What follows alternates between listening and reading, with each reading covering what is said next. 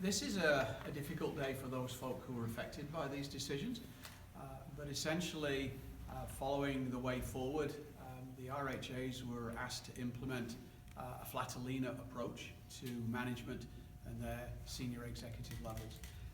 This is the result of that process and results in a net reduction of 93 executive and senior management jobs. As it says in the release, once these are annualised, that will result in an annualised saving of $7.6 million per year. But this is really about getting the governance structure of the RHAs more aligned with their mandate and slimmer and leaner. So the money that the health authorities are saving, is that money that government is taking out, or are they going to have that money to reinvest in other areas?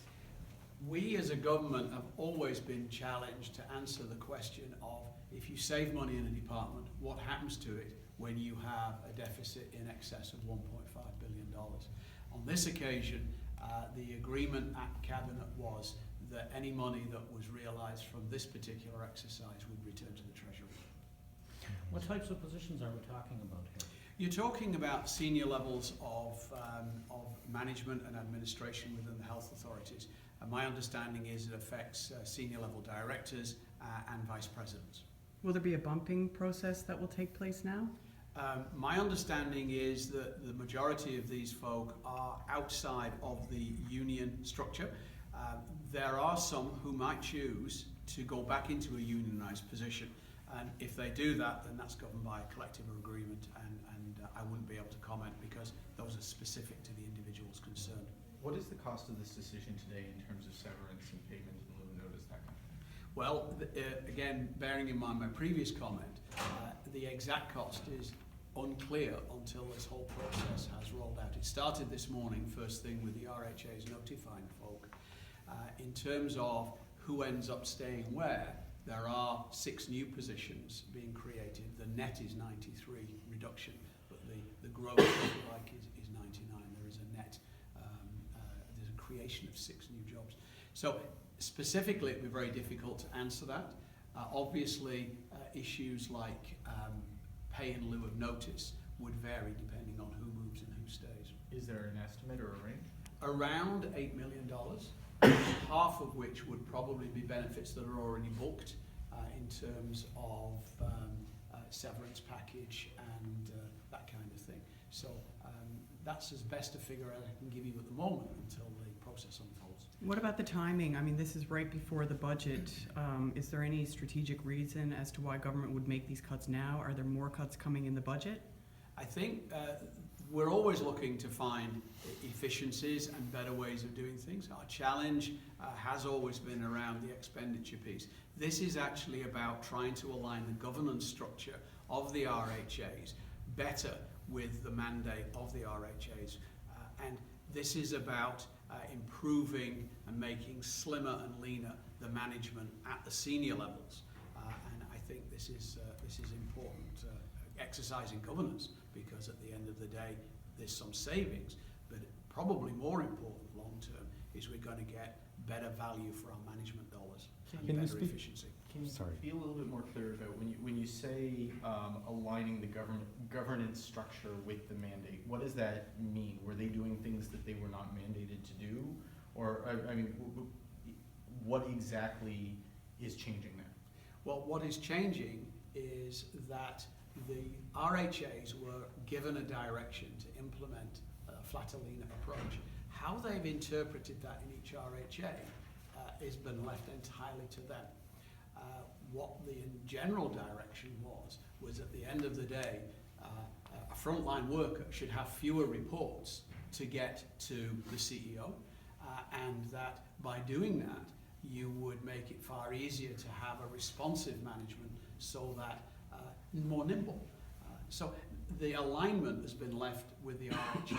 They know Eastern Health, for example, has a lot more of a range of responsibilities, for example, than some of the other RHAs because of its urban nature and the fact at the moment it runs some provincial programs. So we've not been prescriptive.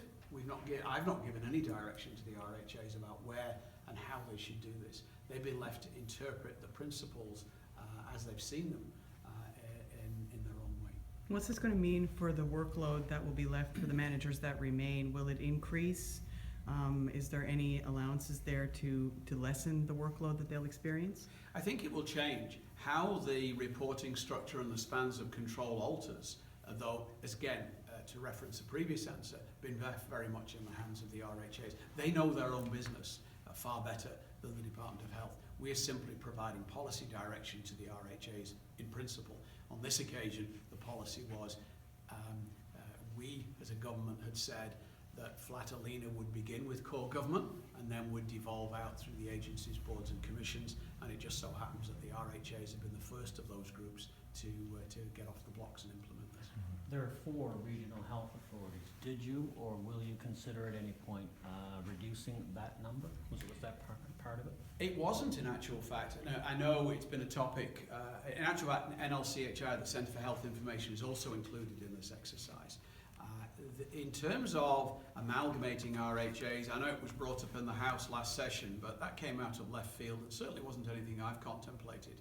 The last amalgamation of the RHAs, where we went from, I think it was 14 to the current 4, actually cost more money than I think it saved. In other jurisdictions where they've gone to single health authorities, in Alberta, they've actually invented things called zones, which one could almost argue are actually mini health authorities of themselves. I think the future lies in looking at the things we can do better between the RHAs as functions, things like, for example, shared services in IT or in purchasing and those kind of things. The important thing about a regional structure that we have at the moment is it lends, and very useful from my point of view, a regional flavour, a local flavour. Each of the RHAs has representatives from community groups within their region who feed in about what their community's needs are. You would lose that direct input if you went to a single authority. But it's certainly something we've looked at in the sense of what is best practice, because that's what's trying to guide us. But the important thing is not just what's the fashionable practice, what's worked.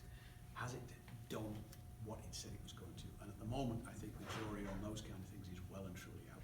So, just to be clear, you said a minute ago that you hadn't really considered amalgamating the authorities, but just a second ago you said that it didn't make sense. Has there been any analysis? Has the department looked at something, is this... There's been no direction to the department from me to even look at it. This is me dragging my Canadian Medical Association hat with me, so I may be conflating my past with my present roles. I have, as an intellectual exercise, not really considered it because I don't think the jury has proven that there's any benefit to it. What kind of assurances can you give that frontline services won't be impacted? Well, one of the things I was very clear about earlier on is that the challenges in healthcare delivery are around frontline workers. We need to make sure that they are working to their best skill set. Too often you find you have registered nurses answering the phone, you have physicians doing clerical work. That is not how we're going to get the best value out of our healthcare system. So we need to be aware of whatever changes are suggested to the RHAs, that when they implement them, that they don't impact frontline care in a way that's not thought through and properly considered. I don't want any unintended consequences if they're going to totally avoid it. I'm hearing that there's other changes, much bigger changes in the works with regards to clinic closures, reduction of hours, and real significant reductions in service. Is there any truth to that?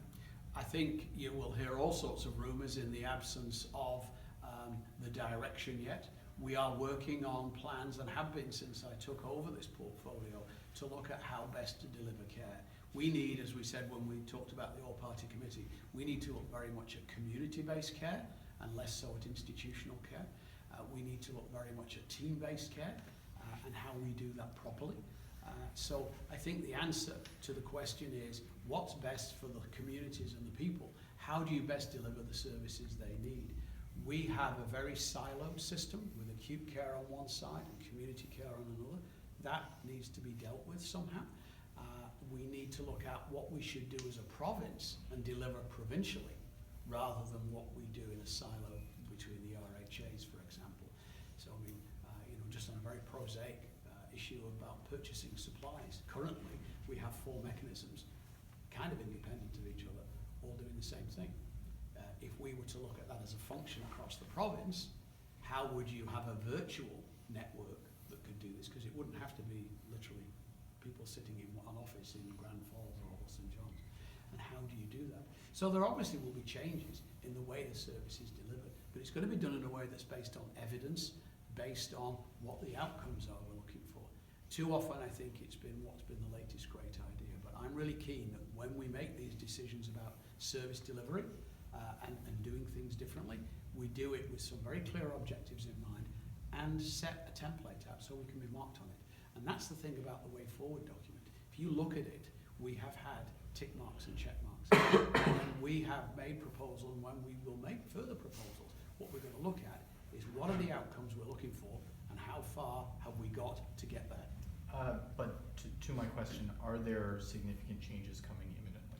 We cannot afford the difference between what we spend on healthcare compared with the national average, because we don't see the value. $7,130 is what the province spends for every man, woman and child every year on healthcare. Canadian national average is $5,998. We do not see $1,130 worth of benefit. We actually have the worst outcomes in some areas in terms of general health predictors. We actually do some other things very well, and if you saw the CIHI report, we lead the country in several areas in wait times management, particularly in Central, for example, with joint replacements. We exceed the national benchmarks for wait times for fractured hips and femurs. We beat them. So we've got to find out what we do well and stay with that. But we can't continue doing what we're doing at the moment, just simply generically. We have to look at how we get the best value for the healthcare dollar, the best care for the patient, and the best outcome for the population. And each of those three are interdependent. So are you saying yes, there will be further cuts? I'm saying there will be changes. What we have done at the moment is simply direct the RHAs to address the issue of lean and flatter management. And this is what they've done with these recommendations. It was left to them how they would choose to implement it. We simply gave them the direction. So should the unions be looking into this in terms of, there was a 20-odd% reduction today on a management position, so next week should they be expecting a similar percentage? Well, at the moment, we're in a process of collective bargaining, and HRS and the Minister of Finance deal with that. And I think, from my point of view, we have addressed the issue of getting the management structure right, and that's what today's announcement and that's what today's decisions are about. When you talk about the sort of broader changes in the silos and the models of care, are you taking the same approach as with this, where you're just giving very general direction to the health authorities and then letting them figure out the details? Or are you taking a more hands-on managerial approach to those kinds of structural changes? The department sets policy. The implementation of those policies is traditionally and always has been part of the RHA's mandate. From my point of view, what I want to do is, as Minister, is to sit down with the RHAs and say, this is where our head is as a department. We want access to community-based teams. We want access to home care and enhanced care at home.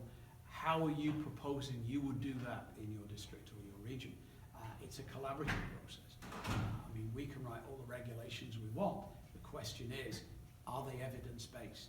So the experts in the field in primary care, nurse practitioners, midwives when we get them, they will inform us of what the best practices are, and we will then see how to write policies that support that. Story yesterday, Nate said that there were way too many red alert situations in the Northeast Avalon. I think there's 100 level ones where calls came in, no ambulance is available. Is that a situation that you would deal with, or is that just something for Eastern Health and you do it? The issue of the practical day-to-day operation of the ambulance service on the Avalon resides with Eastern Health. We as a department have had several reports on ambulance services, and there have been changes implemented over my tenure in the light of particularly the Fitch report on road ambulances. We have put in automatic vehicle locators in every ambulance, and we can use that for what's called dynamic dispatching. So you don't need an ambulance to be sitting in a particular location. You'll know where it is, and you can use central dispatch to identify that location and direct the nearest vehicle. So you use your resources more efficiently. The operational piece in terms of how that service is actually delivered does rest with Eastern Health. are you able to say, on your